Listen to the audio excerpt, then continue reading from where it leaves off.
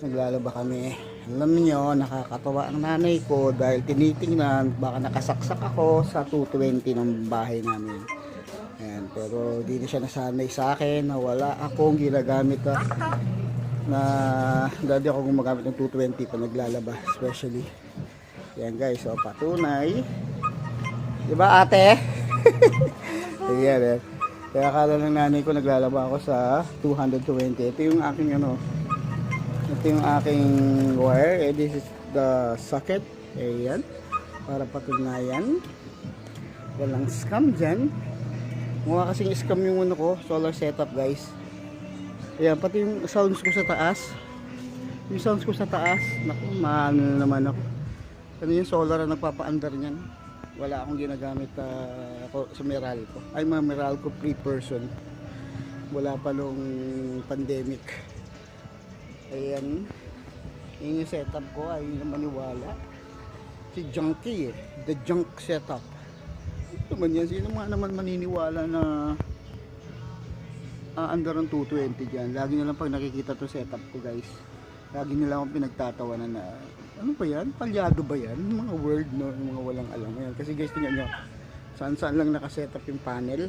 Diyan, 150 watts, 200 watts,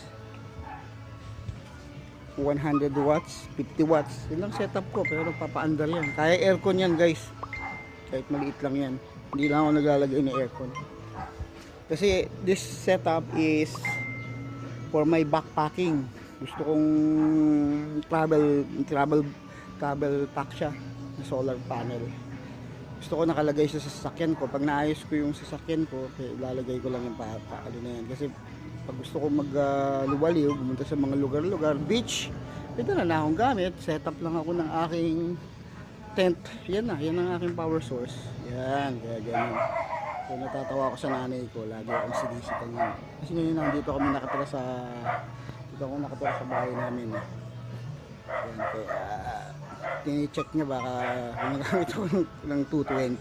Pero guys, hindi talaga. Yan o, matatawa ka, nakalagay lang sa, Raynor siya. Tapos yung aking setup, guys, kaya hindi naniniwala kay tatay ko.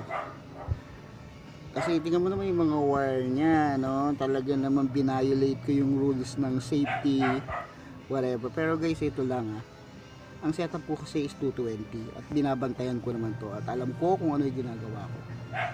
Kaya, nakatawa na lang ako. So this is a budget friendly setup.